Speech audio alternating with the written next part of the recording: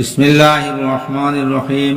হযরত ওমর রাদিয়াল্লাহু তাআলা আনহু হইতে বর্ণিত আছে যে নবী করিম সাল্লাল্লাহু আলাইহি ওয়াসাল্লাম ইরশাদ করিয়াছেন, ইসলাম এর স্তম্ভসমূহ এই যে, অন্তর ও মুখে তুমি এই সাক্ষ্য দাও যে আল্লাহ তাআলা ব্যতীত কোনো ইলাহ নাই, কোনো সত্তা ইবাদত ও বন্দেগীর উপযুক্ত নাই, আর এই যে মুহাম্মদ সাল্লাল্লাহু আলাইহি ওয়াসাল্লাম তাহার রাসূল, এবং নামাজ আদায় করো, যাকাত আদায় করো, রমজানের রোজা রাখো, আর যদি তোমরা হজ করার ক্ষমতা থাকে তবে হজ করো। হযরত আবু হুরায়রা রাদিয়াল্লাহু তাআলা আনহু হইতে বর্ণিত আছে যে নবী করিম সাল্লাল্লাহু আলাইহি ওয়াসাল্লাম ইরশাদ করিয়াছেন, ইসলাম এই যে তুমি আল্লাহ তাআলার ইবাদত করো এবং তাহার সহিত কাহাকেও শরীক করিও না, নামাজ কায়েম করো, যাকাত আদায় করো, রমজানের রোজা রাখো, হজ করো, নেক কাজের হুকুম করো, মন্দ কাজ হইতে বাধা প্রদান করো এবং নিজ পরিবারের লোকদেরকে সালাম করো।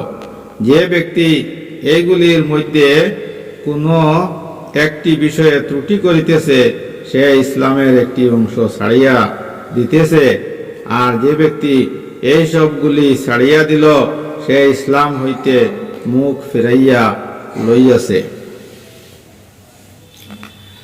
হযরত হুযায়ফা রাদিয়াল্লাহু তাআলা আনহু হইতে বর্ণিত আছে যে নবী করিম সাল্লাল্লাহু আলাইহি ওয়াসাল্লাম ইরশাদ করিয়াছেন, ইসলামের গুরুত্বপূর্ণ 8টি অংশ রহিয়াছে।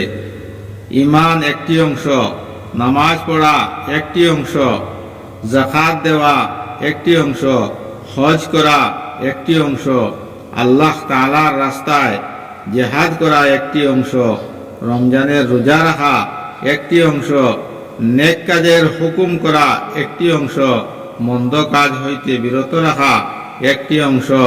নিঃসন্দেহে ওই ব্যক্তি ব্যর্থ হইল যাহার ইসলামের এই গুরুত্বপূর্ণ অংশগুলির মধ্য হইতে কোনো একটির মধ্যেও কোনো অংশ নাই।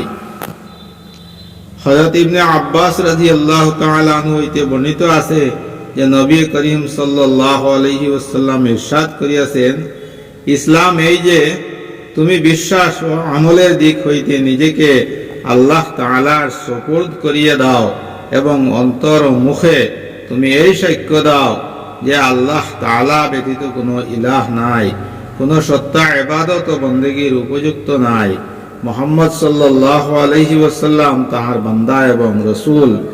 নামাজ কায়েম করো এবং যাকাত আদায় করো।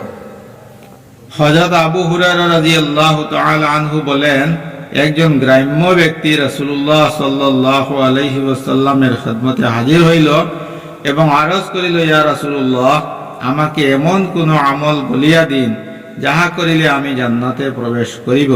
তিনি ইরশাদ করিলেন, আল্লাহ তাআলার ইবাদত করিতে থাকো, তাহার সহিত কাহাকেও শরীক করিও না, ফরজ নামাজ পড়িতে থাকো, যাকাত আদায় করিতে থাকো, রমজানের রোজা রাখিতে থাকো।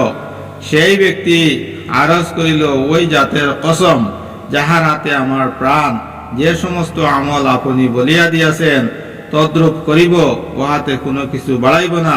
অতঃপর সেই ব্যক্তি চলিয়া গেল। রাসূলুল্লাহ সাল্লাল্লাহু আলাইহি ওয়াসাল্লাম ইরশাদ করিলেন, যে ব্যক্তি কোন জান্নাতীকে দেখিতে চায় সে যেন এই ব্যক্তিকে দেখিয়া লয়। হযরত তালহা ইবনে ওবাইদুল্লাহ রাদিয়াল্লাহু তাআলা আনহু বলেন, নজদবাসীদের এক ব্যক্তি রাসূলুল্লাহ সাল্লাল্লাহু আলাইহি ওয়াসাল্লামের খেদমতে হাজির হইল। তাহার মাথার চুল এলোমেলো ছিল। আমরা তাহার আওয়াজের গুনগুন শব্দ তো শুনিতেছিলাম, কিন্তু দূরত্বের কারণে তাহার কথা বুঝে আসিতেছিল না। অবশেষে সে রাসূলুল্লাহ সাল্লাল্লাহু আলাইহি ওয়াসাল্লামের নিকট পৌঁছিয়া গেল। তখন আমরা বুঝিতে পারিলাম যে সে রাসূলুল্লাহ সাল্লাল্লাহু আলাইহি ওয়াসাল্লামকে ইসলামের আমল সম্পর্কে জিজ্ঞাসা করিতেছে। রাসূলুল্লাহ সাল্লাল্লাহু আলাইহি ওয়াসাল্লাম তাহার জবাবে ইরশাদ করিলেন, দিবারাত্র 5 ওয়াক্ত নামাজ ফরজ। সে ব্যক্তি আরজ করিল, এই নামাজ সমূহ ছাড়াও কোন নামাজ আমার উপর ফরজ আছে কি? তিনি ইরশাদ করিলেন, না, কিন্তু তুমি যদি নফল পড়িতে চাও তবে পড়িতে পারো। অতঃপর রাসূলুল্লাহ সাল্লাল্লাহু আলাইহি ওয়াসাল্লাম ইরশাদ করিলেন, রমজানের রোজা ফরজ। সে আরজ করিল, এই রোজা ছাড়াও কোন রোজা আমার উপর ফরজ আছে কি? তিনি ইরশাদ করিলেন, না, কিন্তু নফল রোজা রাখিতে চাহিলে রাখিতে পারো। অতঃপর রাসূলুল্লাহ সাল্লাল্লাহু আলাইহি ওয়াসাল্লাম যাকাতের কথা বলিলেন। এই ব্যাপারেও সে আরজ করিল, যাকাত ছাড়াও কোন সদকা আমার উপর ফরজ আছে কি? তিনি ইরশাদ করিলেন, না, কিন্তু নফল সদকা দিতে চাইলে দিতে পারো। অতঃপর সে ব্যক্তি এই বলিতে বলিতে চলিয়া গেল যে, আল্লাহর কসম, আমি এই সকল আমলের মধ্যে না কোনো কিছুর বৃদ্ধি করিব আর না কম করিব। রাসূলুল্লাহ সাল্লাল্লাহু আলাইহি ওয়াসাল্লাম ইরশাদ করিলেন, যদি এই ব্যক্তি সত্যবাদী হয় তবে সফল কাম হইয়া গিয়াছে।